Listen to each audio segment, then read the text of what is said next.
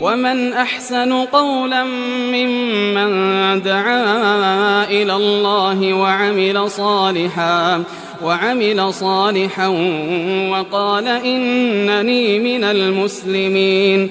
الحمد لله الذي لا إله إلا هو الرحمن الرحيم وأرسل محمدا صلى الله عليه وآله وسلم مبشرا ونذيرا وصل على محمد وعلى آله وأصحابه أجمعين. Güzel ahlak ve edeplik, yaxşı faziletlik buluşunun en namullardan birisi rastçılık. Rastçılık degan nima desa, birinci kılıp Allah Taala'nın sözü Kur'an-ı Kerim'ge, Peygamber sallallahu aleyhi ve sellem'nin hadislerine uygun kelgen ve şundakla hak ve hakның taleplerine uygun kelgen, emriyetke, hakikatke uygun kelgen söz hak söz bulur. Eğer bir sözünü kılgıcı o söz hak bolsumu, onunğa kalbidin işenmey, yalgandın dep koysumu, o sözünü sözlügücü rast sözlügen bolmaydı. Şunun için Allah Subhanahu ve Teala Kur'an-ı Kerim'de mundaqtaydı. Estağfirullah. İza ca'akel munafiquna qalu neşhadu inneke la Resulullah vallahu ya'lemu inneke la Resuluhu vallahu yeşhedü innel münafikîne lekâzibûn. Sizge münafıklar, yani kalbide iman yok, ağzıda iman var, ağzıda imanını dava kılıdı, yürükide küfrünü işirdiğen münafıklar sizden kaşınızga kelse, ular deydiken ki şahit verip, kasem verip guahlık birimiz hakikaten özleri Allah'ın elçisi, elbette Allah'ın elçisidirler dep şundak deydi. Allah Subhanahu ve Teala bilidu, hakikaten sen elbette Allah Teala'nın elçisi.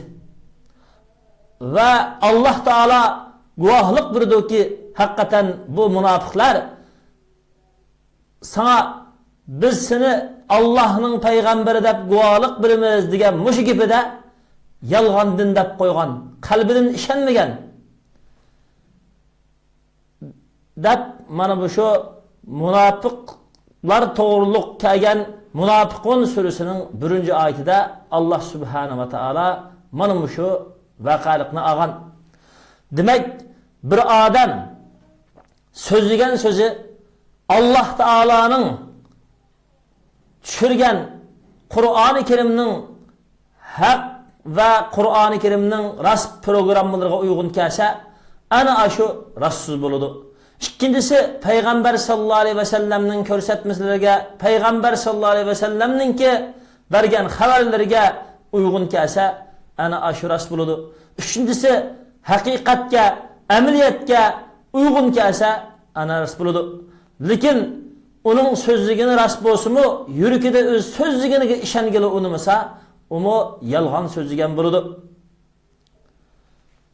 Şunun için münafıklarının ki İslam dinde münafıklarının İslam'a salıdığan zini en köp. Çünkü bunlar ağzıda İslam'ı dava kılıdı ama emriyette yalgancı bulup Müslümanlar arasına sokunup girip durup Müslümanlarını özünün İslam dinine hak amel kılışıdın, hak hukuklarını talep kılışıdın, erkinlikine ve hakiki düşmanı üstüden galibi kılışıga erişidin tosalgı buludu. Ya ki düşmanlarının yaman suikastlarını Müslümanlar işide fitne tarqıtış arkalık Müslümanlarını bölüşülen, Müslümanlarını özünün gayi maksidi ve nişanıdın buru düşülen ya ki din düşmanlarına kolçumakçı bulup Müslümanlara suikast bilişilen, suikast kılışta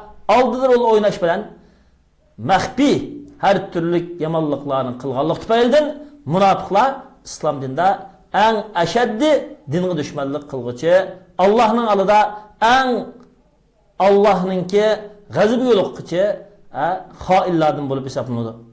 Şunun için her kandak bir Müslüman biz insaniyetini aldaydıgan taşıda hakkaniyet çıkınıdığan işi de nahak üçün ve yalgancılık üçün tirişçallık kılıdığan her kandak bir münafıkның ki hususiyeti, münafıkның ki ahlakı, münafıkның paskeş rezillikini yoktur biliştin saklanıp kalışımız gerek. Demek rastçılık degen mana hakka uygun keladigan ve hakni maydonga keltiradigan ve hak ve amaliyotga xizmat qiladigan har qanday bir so'z ve har qanday bir ish harakat ve har qanday bir kitap ve her qanday bir amaliyot hammasi haq bo'lgan bo'ladi. Shuning uchun mu'min Rasulullah ana ashundaq rastchil bo'lishqa, haqqa uygun rastchil gap qilishqa, rastchil amal qilishqa, rastchil amaliyotni barpo qilishqa tirishchanlik qilish lozim. Rastchillikqa ziyon soladigan ishlarning birisi Allah Subhanahu va taolaning oyatlariga, Allah Subhanahu va taolaning kitobiga yolg'onni to'qish yoki yolg'onni aralashtirish. Mana bu rastchilligimizga ziyon soladigan, yolg'onchi ekanlikka faqat turadigan paskesh axloqlarning birisi. Shuning uchun Allah Subhanahu va taolo Qur'oni Karimdagi astag'firullah İnnemâ yeftaril kedibellezîne lâ yu'minûne bi âyâtillâhi ve ulâike humul kâzibûn. Rasulullah yalğanını to'qiydi Allah Taalaning oyatlariga iymon keltirmaydigan odamlar. Va ana ashular ular haqiqiy yalg'onchilardir. Shuning uchun mushu Allah Subhanahu va taolaning oyatlariga, kitoblariga yalg'onni, bühtanni to'qiydigan yoki Allah Subhanahu va taolaning oyat va kitoblarini haq yo'lidan, haq haqiqatdan burmilab, nahaqning xizmatini qilishga tirishadigan har qanday bir Allah Subhanahu va taolaning qonuniga, Allah Subhanahu va taolaning mu'jizatlariga, dalillariga onun haq yo'lini, haq nurini burmilashdan, yaman axloqda, aldamchilikda, iftira, bühtan to'qishda, yolg'onchilik qiladigan har qanday bir kishilarning qiliqi nihoyatda pas o haqiqiy yolg'onchining qiliq ekanligini mush oyat uqtirib turdi. Shuning uchun hozirgi zamonlarda har qanday bir musulmon yashayotgan jamiyati, yashayotgan davlati, yashayotgan har qanday bir makondagi o o'qiyotgan kitoblar, o foydalanayotgan har qanday bir jamiyatningki sistemlari va o jamiyatningki har qanday bir ko'rsatmalari Allah Subhanahu va taolaning qonuni Qur'oni Karimga uyg'un keldimi yo'q? Buni tekshirishi, qo'liga tushgan har qanday materialni, har qanday bir narsani xohlagancha o'qimasligi, ham shundaqla har qanday Allohning so'zlariga tafsir qilingan, izohat berilgan har qanday so'zlarning hammasini hozirgi zamondagidek har turli islomdan va haqiqatdan ayrılgan dinni sosyalizmlashtirishga, dinninki haqiqiy ravrus islom nuridan aytib Yavrupalashtirishga yoki har qanday bir guruh va zolimlar o'zininki ko'l xohishiga, o'zininki ozg'un yo'llariga uyg'unlashtirib haqdan yiroqlashtirishni maqsad qilayotgan yoki teshidan oid charliq gaplarni qilgan bo'lsa-mu, mohiyatdan musulmonlarni o'zining haq kitobi Qur'ondan va uning nuri payg'ambar alayhisolamning hidoyatidan ayirishni maqsad qilgan ana shundoq ozg'un kishilarningki har qanday bir yozmalarini va Qur'onga bergan va hadislarga bergan har qanday izohatlarini qat'iy tekshirishimiz kerak va haq hidoyatga, Qur'onning nuriga, payg'ambar sollallohu alayhi vasallamning ko'rsatmalariga, Peygamber sallallahu aleyhi ve sellem'den tatip hazır kadar fas'alu ehle zikri in kuntum la ta'lamun. Sizler bilmeydiğen her kandak bir meseleni bildiğen zikir ehlinden soranglar degan muş Allah'ın buyruğuna amel kılıp Allah'ın nur hidayetini, Kur'an hadisinin nurunu, Kur'an'dan doğru hükümlerini istinbat kılıp hak hidayetini ettirdiğen rastçıl ulemalarga, rastçıl ustazlarga, rastçıl hakni bildiğanlarga agiş bilen ana aşındak her kandak bir yazmalardaki, her kandak bir internet torbatlar ve materyal kitaplar ve kişilerin cemiyette ekip yürgen ana aşındak azgınçılıklardan saklanıp kalmayı desek biz her kandak bir okugan ve anlagan ve köygen vaktimizde biz okugan yoki anglagan yoki köygen narsalarning rast haqiqatga uygun kelamdi yoki buningga yolg'onchilikni aralashtiryaptimi buni tekshirishimiz bizning mas'uliyatimiz. Cho'qim biz Alloh subhanahu va taolo o'zining payg'ambarini avatishdagi asosiy maqsad g'oya bo'lgan qiyomatga ishonishdan iborat bo'lgan bizningki axirgi hayotimizning yangi bir hayotning boshlanishi ekanligidan iborat bo'lgan her bir mü'minningki qiyomatga ishonishdan iborat haq haqiqatga cho'qim rost deb ishonishimiz va bu haqiqatni nada bo'lsa buni so'zishimiz bizning rostchiligimizga bizningki rostchil ekanligimizga pokit bo'ladi. Shuning uchun Alloh subhanahu va taolo deydiki astag'firullah waqsamu billahi jahda aymanihim la yab'athullohu man yamutu. Ular Allah subhanahu wa ta'ala bilan özlerinin en çeki yetken kuşluk qasimini qilib turib deyshdiki Allah subhanahu wa ta'ala ölgen kişilerini tirgizmaydi deydi. Belki Allah subhanahu wa ta'ala'nın ölgen kişilerini tirildirishi va'dan alayhi haqqan Allah subhanahu wa ta'ala qilgan rast va'da bo'ldi. Lekin ko'pincha insonlar haqiqiy ilm bilan haqiqiy bilim pak filan yani dünya insanları da Allah ularga bergen bilimni haqiqiy to'g'ri ravishda ishladigan rastqi ishonadigan bo'lgan bo'lsa edi oldu rastçılık bo'lgan bo'lsa edi hayotdagi har bir şey edin dünyanın fani bo'lganligi yeni bir hesapning cho'qim bo'lganligini har bir inson biladi. Chunki bu dunyoda har qanday bir zolim har qanday bir kishi yoki har qanday bir yaxshi ish qilgan kishi o'zininki yaxshi ish qilgan kishi yaxshilik ajrining hammasiga erisholmaydi. Yomonlik qilganlar o'zining jazosiga to'liq u yo'liqib ketmaydi. Masalan, bir dinsiz kafirdan birisi milyon odamni qirg'in qilgan bo'lsa yoki bir qitimliq tashigan qirg'inchi virusli qurolda milyon odamni o'ldirgan bo'lsa uning o'rniga bir odamni yoki 15 biratal shu qurolni tashigan guruhni ham yoki bir partiyani ham jazoligini bilan u bir qitimliq jazolash bilan u necha milyon odamning qirg'in qilinishiga sabab bo'lgan u jazoning o'rniga bo'lmaydi. Uning uchun mangulik jazo lozim. Uning uchun faqat Alloh uni jazolaydi. Shuningdek bir inson kech kunduz qilgan yaxshiligiga Muhammad sallallohu alayhi vasallamdek bo'libmi?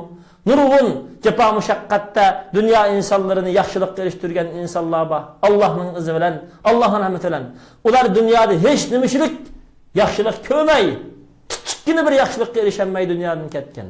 Mana bularning hammasi Allohning mangulik rahmatiga jannatiga kirish lozim. Shuningdek har qanday bir inson dunyoda o'zining qilgan yaxshiligiga to'liq erisholmaydi. O'zininki qilgan har qanday bir yomonlik qilguchi yomonligini dunyoda to'liq jazo berilib bo'lmaydi. Shuning uchun insonlarga Alloh tayyorlagan mangulik bir jannat, mangulik Allohning g'azabini keltirganlarga mangulik bir do'zax, bo'ladigan bir hisob maydoni lozim. Undaq bo'lgan ekan biz rastchil da olsak cho'qim biz Alloh taolaning bizga va'da qilgan la tarawunnal jahima thumma la tarawunnaha aynal yaqin thumma la tus'alunna yawma izin anin naim. Sizlar do'zaxni ko'zinglar bilan ko'rishda, jazmi naq ko'zinglar bilan ko'rishda, andın albatta sizlarga Alloh bergan barliq ne'matni so'roq qilinsa degan mush kunni har birsimiz cho'qim bo'ldiganligini ko'z oldimizni kundinbak qalbimizdan jazmiy ishonishimiz va bu kun uchun biz sodiq bo'lganligimiz, andin biz rastchil ekanligimizni uqtirdi va bag'an va turg'an va aralashgan har bir maydonda mana shu qiyomatga sodiq bo'lishimizni va qiyomat to'g'riliq so'zishimizni biz rivojlantirsak, andin bizning rastchil ekanligimizni uqtirdi. Ammo biz kunimiz, soatimiz, vaqtimizni o'tkazaverib, eng muhimi biz shu vaqtda qiyomat uchun, oxiratdagi hisob uchun tayyorlik qilmagan bo'lsak, o vaqtda biz Allohga rastchil bo'lmagan bo'lamiz, o'zimizga rastchil bo'lmagan bo'lamiz, o'zimizning oilasiga rastchil bo'lmagan bo'lamiz, musulmonlar jamiyatiga rastchil bo'lmagan bo'lamiz.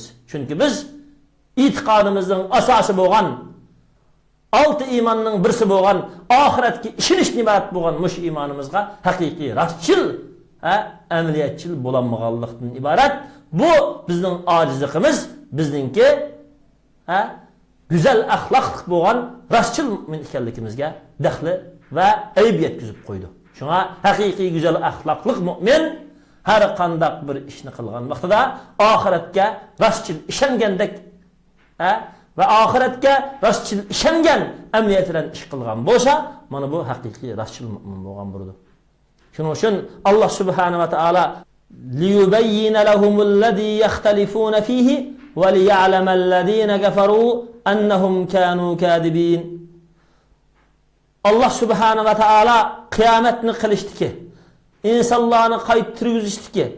Asosi maqsad ular ixtirob qilishgan, ya'ni qiyomatning bo'lishi, bo'lmasligidan iborat bo'lgan ular ixtirob qilishgan shu qiyomatningki bo'lganligini aniq oshkor qilsin uchun. Va ular bilsin uchunki kafir bo'lgan kishilar haqiqatan ular haqni yolg'on deganlar ekan, ular yolg'onchilar ekan dedi. Demak, qarindoshlarimiz haqiqiy yolg'onchi degan Alloh subhanahu va taoloning so'zi. Kitoblarini burmilgan, onunga iftira qilgan, onun degan haqni inkor qilgan va haqni o'zining hozirgi zamondagi har turli izit fikrlariga qarta burmilgan kishilar bo'lsa, ikkinchisi qiyomatga sodiq bo'lmaslik, qiyomatdan yuz o'ritish, oxiratga tayyorlik qilishdan insonlarni kashil qilish uchun oxiratga bo'lgan ishonchini yo'qotganlikning o'zi mana bu yolg'onchilikqa va yolg'on axloqqa, yolg'onchilik psixikasi va yolg'onchilik axloqiga, pasitlik va yomon axloqqa insonlarni yetaklaganlik. Shuning uchun haqiqiy rastchil mu'min degan cho'qim qandoq bo'ladi desa, Allohning so'zi Qur'oni Karimga va qiyomatga sodiq bo'lgan bo'lsa, andin haqiqiy rastchil bo'lgan bo'ladi. Nima uchun bularni yolg'onchi deymiz? Chunki bular Alloh subhanahu va taolo ularni dunyoga o'zi yaratdi.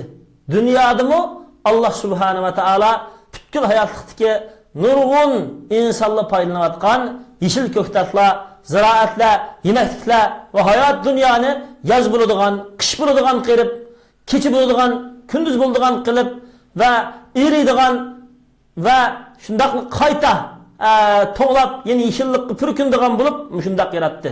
Haqiqiy aqliga tayanadigan, haqiqiy ilmiy kashfiyotga tayanadigan, haqiqiy Allohning osmon zaminda qo'ygan barliq xabarlarga tayanadigan, Qur'on hadisda bergan xabarlarga, burunqi kitoblarda berilgan haq xabarlarga tayanadigan bo'lsa edi, insonlarning hammasi qiyomatning bo'ladiganligiga cho'qim ishonatdi.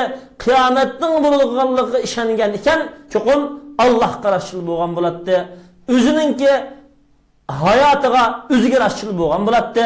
Ya'ni o'zini yolg'onchilik fikrlar, yolg'onchilik iddialar, masalan kommunizm, dinsizlik, shirk, kufr, har turli munofiqlik, xiyonat yo'llariga va Allohning oldida yolg'onchi bo'lish yo'llariga o'zini boshlamagan bo'ladi. Har birisimizni Alloh subhanahu va taolo sog'lom iymon aqidasiga, sog'lom islom nuriga ega bo'lishni nasib qilsin. Va salli ala Muhammadin va sahbihi ajmain.